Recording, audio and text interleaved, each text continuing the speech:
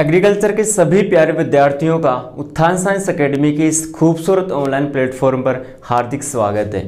देखिए, अपना जो टॉपिक था वो ड्राई फार्मिंग पर था। इसका जो बेसिक है वह हमने पहले डिस्कस कर लिया था कि ड्राई फार्मिंग मतलब इसको अपन कहते हैं शुष्क खेती या फिर शुष्क कृषि।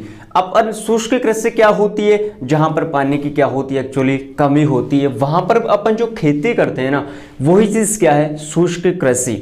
अब आज का जो लेक्चर होगा वो हमारा होगा शुष्क कृषि के जो सिद्धांत है, सिद्धांतों के बारे में अपन डिस्कस करेंगे। और जो सिद्धांत वाला जो टॉपिक है आज का जो लेक्चर, ये इंपॉर्टेंट है क्योंकि यहाँ से एग्रीकल्चर की जो अपने माध्यमिक शिक्षा जो बोर्ड होती है उसमें जो क्वेश्चन आते हैं छोटे 12 से लेकर 13 तक समथिंग, इसमें वहां पर जो एक एक नंबर के जो क्वेश्चन लेता है ना बोर्ड, वो यहां से एक्चुअली के एक दो क्वेश्चन से यहां से उठा लेता है। ठीक है ना। तो सिद्धांत it's very most important lecture आज का हमारा। तो देखिए, आज का हमारा होगा नमी संरक्षण के सिद्धांत। आज का जो लेक्चर होगा हमारा किस पे होगा? नमी संरक्षण के सिद्धांत। तो देखिए, मैं यहां पर आप एक इनको नोट्स बनाते हुए चलिए। ठीक है ना। तो पहला पॉइंट होगा सिद्धांत का हमारा नमी संरक्षण के सिद्धांत। नमी संरक्षण के सिद्धांत। देखो बच्चों, सबसे पहले तो आप पॉइंट को समझने की कोशिश कीजिए। नमी यानी वो आर्द्रता हो गई, ठीक है ना। संरक्षण का मतलब बचाव हो गया। मतलब नमी का जो बचाव करेंगे ना, वो किन किन सिद्धांतों से करेंगे, वही चीज क्या है, नमी संरक्षण के सिद्धांत। अब देखिए, नमी संरक्षण के सिद्धांतों में कुछ पॉइंट्स है जो कि मोस्ट इंपोर्टेंट है। और जो सबसे पहला जो पॉइंट होगा हमारा वो होगा मल्चिंग या पलवार। मल्चिंग या पलवार, ठीक है ना। मल्चिंग या पलवार, देखो बच्चों, काफी बार एग्जाम में आपको पलवार ना देके इंग्लिश टर्मिनोलॉजी अधिक यूज करता है, इसलिए मल्चिंग आप ज्यादा इंपोर्टेंस, मल्चिंग को ज्यादा इंपोर्टेंस दोगे तो शायद ज्यादा बेहतरीन आपके लिए फायदेमंद रहेगा। ठीक है ना, एक ही बात है। तो मल्चिंग या पलवार का सीधा सीधा अर्थ आप कह सकते हो ढकना। मल्चिंग का सीधा सीधा अर्थ कह सकते हैं अपन ढकना। अब ढकेंगे किसको? मान लीजिए अपने पास ये खेत है, अपने पास क्या है, ये खेत है। अब ये खेत कैसा है? शुष्क। खेत कैसा है बच्चों? ये शुष्क है। इसका मतलब यहाँ पर पानी की कमी है, लेकिन फिर भी अपन यहाँ पर क्या करना चाहते हैं? खेती करना चाहते हैं। क्या करना चाहते हैं यहाँ पर? खेती। तो क्या करेंगे? अब नमी को बचाएंगे। पॉइंट हमारा क्या है? संरक्षण। मतलब नमी को क्या करेंगे? यहाँ पर अपन बचाने की कोशिश करेंगे। तो क्या करेंगे कि जो ऊपर वाली जो परत है खेत की, इसको संपूर्ण परत को क्या कर देंगे? ढक देंगे। क्या कर देंगे बच्चों? इसको ढक देंगे। अब ढकने से क्या होगा? अब ढकेंगे किससे?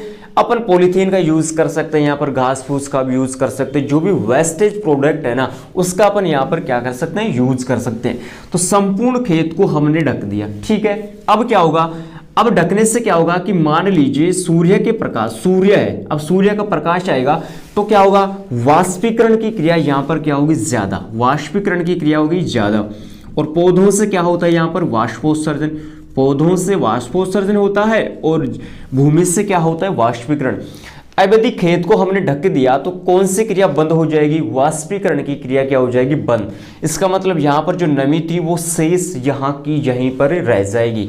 तो मल्चिंग या पलवार का सीधा सीधा अर्थ क्या होगा? ढकना। खेत को, संपूर्ण खेत को ढक देंगे और ढकने से क्या होगा? जो नमी है उसका क्या हो जाएगा? संरक्षण हो जाएगा। तो पहला नियम हमारा यहाँ पर क्लियर होता है, मल्चिंग या पलवार। सेकंड पॉइंट हमारा यहां पर आता है कि पौधों द्वारा, या अपन कह सकते कि मृदा जल धारण क्षमता को बढ़ाकर। तो सेकंड पॉइंट हमारा क्या है? मृदा जल धारण क्षमता को बढ़ाकर। मृदा जल धारण क्षमता को बढ़ाकर। देखो बच्चों, रटने की कोशिश मत करना। यदि कोई चीज आपके समझ में आ गई तो इसका मतलब फिर आप थ्योरी उसको लिख सकते हो मन से भी, लेकिन पॉइंट अपने को समझ में आना चाहिए। ठीक है ना। तो देखो, मृदा वही चीज है, जल धारण क्षमता मतलब जल को धारण करने की क्षमता मृदा में कितनी है। मान लीजिए यहां पर अपन एक, मैं बालू मृदा की बात करूं, एक चिकनी या फिर क्ले मृदा की बात करूं, तो दोनों में से जो अच्छी जो जल धारण क्षमता होती है वो किसकी होती है? चिकनी या फिर क्ले मृदाओं की होती है। और बालू मृदा की जो जल धारण क्षमता है वो क्या होती है? कम। इसका रीजन क्या है? क्योंकि बालू मृदा में क्या होते हैं? कार्बनिक पदार्थ कम होते हैं और इसमें क्या होंगे? कार्बनिक पदार्थ ज्यादा। तो यहां पर अपन क्या करेंगे? जल धारण क्षमता को कैसे बढ़ाएंगे? जल धारण क्षमता को बढ़ाने के लिए अपन इसमें एक्चुअली क्या करते हैं? कार्बनिक पदार्थ की मात्रा को क्या कर देंगे, बढ़ा देंगे। या फिर अपन सीधा सीधा अपन कह सकते हैं कि FYM इसमें क्या करेंगे, डालेंगे। FYM बोले तो फार्म यार्ड मैन्यूर, गोबर की खाद, सड़ी हुई गोबर की खाद, वर्मी कंपोस्ट, कंपोस्ट इत्यादि खाद का यहाँ पर अपन क्या करेंगे, यूज करेंगे तो जो मृदा की जो जल धारण क्षमता है वो क्या हो जाएगी, बढ़ जाएगी। ठीक है ना बच्चों, ये हमारा क्या हो गया, सेकंड पॉइंट। तीसरा पॉइंट यहां पर आता है अपन कि मृदा की जल धारण क्षमता तो हमने बढ़ा दी, अब पौधों के द्वारा भी क्या होता है, वाष्पोत्सर्जन होता है। तो पौधों द्वारा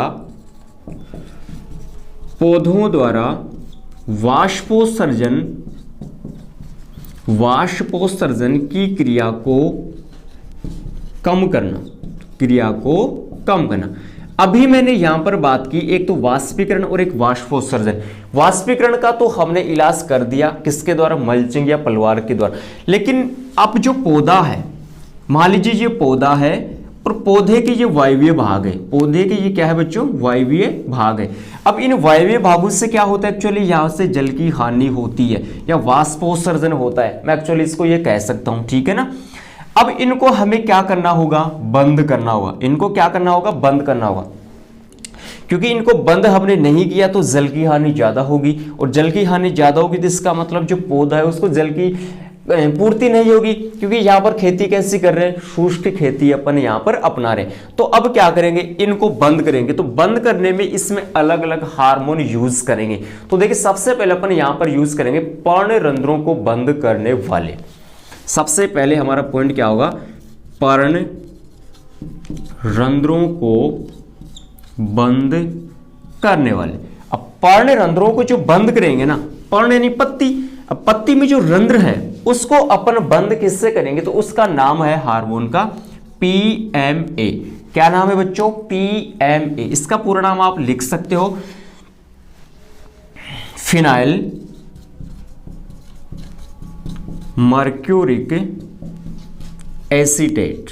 पूरा नाम क्या हो गया, फिनाइल मर्क्यूरिक एसीटेट। और दूसरा होगा यहां पर एट्राजीन, दूसरा यहां पर क्या होगा, एट्राजीन। ठीक है ना, पहला हो गया पर्णरंध्रों को बंद कर देंगे, मतलब जो रंध्र है उस पर यह हार्मोन अपन उसका क्या कर देंगे, छिड़काव कर देंगे पत्तियों पर, तो रंध्र जो है वो बंद हो जाएंगे। और यदि रंध्र बंद हो गए तो रंध्रों से क्या नहीं वाष्प होगा, जल की हानि वहां पर नहीं होगी। दूसरा है प्रकाश को परावर्तित करने वाला। प्रकाश को क्या करने वाला, परावर्तित मतलब सूर्य से प्रकाश की किरण आई। अब जब किरण आई तो किरण सीधी सी बात है वो जल को लेकर जाएगी, किरण आई और जल को साथ में लेकर चली गई। अब किरण जो जल को साथ में ना लेकर जाए उसके लिए अपन क्या करते हैं, हार्मोन का यूज करेंगे, क्योंकि किरण यदि आई तो सही लेकिन वापस टकरा कर चली गई, इसका मतलब उसने जल को लेकर नहीं गई, वो अकेले ही चली गई। तो यहां पर अपन किसका प्रयोग करते हैं, केओलिन का। किसका करते हैं, केओलिन का। ठीक है, केओलिन का यहां पर हमने प्रयोग कर लिया। तीसरा यहां पर अपन उपयोग करना चाहेंगे कि जो वृद्धि को रोकने वाले जो यंत्र है वो कौन सा है। ठीक है ना, वृद्धि को, पौधों की जो वृद्धि है उसको रोकने के लिए, वृद्धि को रोकने के लिए, तो वृद्धि को मतलब वृद्धि को बंद करेंगे तो अपन कह सकते हैं उसको हमने सील कर दिया, उस जगह को हमने क्या कर दिया, सील कर दिया। तो सील कर दिया तो वो जगह अब आगे क्या नहीं होगी, बढ़ेगी नहीं, सीधी सी बात है। तो हार्मोन का नाम भी क्या हो गया, साइकोसील। क्या हो गया बच्चों, साइकोसील। और इसको CCC के नाम से भी डिफाइन करते हैं, कोई कंफ्यूजन नहीं होगा। वृद्धि को बंद करेंगे मतलब सील करेंगे तो नाम भी क्या दे दिया, साइकोसील। कोई डाउट। अब देखिए चौथा है यहां पर श्लेष्मा परत को बंद करना। श्लेष्मा परत का बंद करना या फिर निर्माण करना, निर्माण करेंगे यहां पर। श्लेष्मा परत मतलब पत्तियों पर छोटी छोटी परत का निर्माण हो जाना चाहिए, श्लेष्मा छोटी छोटी परत हो जानी चाहिए, ताकि प्रकाश आए तो उसका भी ज्यादा इफेक्ट ना हो और प्रकाश से जो जल की हानि होती है वो भी यहां पर ना हो। तो उसके लिए अपन यूज करते हैं मोबी लीफ। लीफ यानी पत्ती और मोबी ये हार्मोन वगैरह है, तो मोबी लीफ का यूज करते हैं। और हेक्साडेकानोल का, किसका करते हैं, हेक्साडेकानोल। किसका करते हैं बच्चों, हेक्साडेकानोल। तो ये हमारा देखिए मल्चिंग हमने यूज कर लिया, मृदा जल धारण क्षमता को बढ़ाकर हमने देख लिया, पौधों द्वारा वाष्पोत्सर्जन की क्रिया को कम करते हैं। इसमें ये 4 प्रक्रियाएं जो कि मोस्ट इंपोर्टेंट है। ये हमारा फर्स्ट जो सिद्धांत था वो पूरा होता है कि नमी संरक्षण का सिद्धांत अपन कैसे करें या नमी को अपन कैसे बचा सकते हैं। अब हमारा जो सेकंड थ्योरी आएगी वो आएगी अपन फसलों को किस हिसाब से लगाएं, किस प्रकार से लगाएं कि कम पानी में भी अधिक उत्पादन हमको प्राप्त होना चाहिए। तो देखिए सेकंड जो हमारा सिद्धांत होगा वो बच्चों काफी इंपॉर्टेंट है ये भी। और जो सेकंड सिद्धांत का जो नाम होगा उसका नाम होगा शुष्क कृषि में फसल प्रबंध का सिद्धांत। शुष्क कृषि में फसल प्रबंध का सिद्धांत। शुष्क कृषि में फसल प्रबंध का सिद्धांत। अब देखिए इसमें सिद्धांत कौन कौन से आएंगे, तो देखो सीधी सी बात है, यहाँ पर फसलों का क्या करेंगे, यहाँ पर प्रबंध करेंगे, उनका मैनेजमेंट करेंगे कि फसल का चुनाव कौन सी, ऐसी कौन कौन सी फसलें हैं जो शुष्क कृषि में पानी की मात्रा कम है लेकिन उत्पादन वहां पर क्या होगा, अच्छा होना चाहिए। ऐसी किस्मों का चुनाव करेंगे, बुआई करेंगे, जुताई करेंगे, ठीक है ना। ऐसे पौधों की संख्या को या फिर पौधों की संख्या को यहाँ पर कम लेंगे या फिर अधिक लेंगे, वही चीज किस में आ जाएगी, फसल प्रबंध में। तो देखिए सबसे पहले यहाँ पर अपन करते हैं फसलों का चुनाव। क्या करते हैं बच्चों, फसलों का चुनाव। तो ऐसी कौन कौन सी फसलें जो शुष्क कृषि में भी अधिक उत्पादन दे सकें, तो देखिए मक्का, ज्वार, बाजरा। मक्का हो गई, ज्वार हो गया, ठीक है, बाजरा हो गया, इसके अलावा मोठ हो गई, ठीक है ना, मूंग अपन यहाँ पर ले सकते हैं एक्चुअली। तो ये फसलें हो गई जिनको अपन शुष्क कृषि में क्या कर सकते हैं, ले सकते हैं। दूसरा हो गया किस्मों का चुनाव। दूसरा क्या होता है बच्चों, किस्मों का चुनाव। अब देखिए फसल तो हमने ले ली, चलो ठीक है, लेकिन ये जरूरी थोड़ी है कि मान लीजिए बाजरा है तो बाजरा में तो हजारों वैरायटी है, तो क्या बाजरे की जो अपन प्योरली मिलेट के नाम से इसको डिफाइन करते हैं, तो क्या बाजरे की हजारों वैरायटियों का अपन यूज कर सकते हैं क्या, बिल्कुल नहीं। यहाँ पर कुछ सीमित वैरायटी है, उनका ही अपन यहाँ पर क्या कर सकते हैं, यूज कर सकते हैं। जैसे मैं सबसे पहले यहाँ पर बात करूं बाजरे की, तो बाजरा में अपन ले सकते हैं WCC 75, मोस्ट इंपोर्टेंट है। WCC 75 होगी और एक होगी MH169।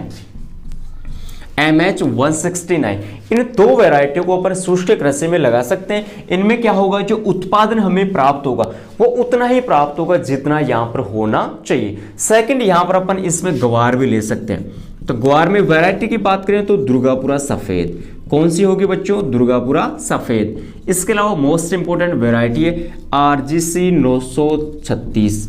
RGC 936 वैरायटी का अपन यूज करते हैं जो कि मोस्ट इंपोर्टेंट है।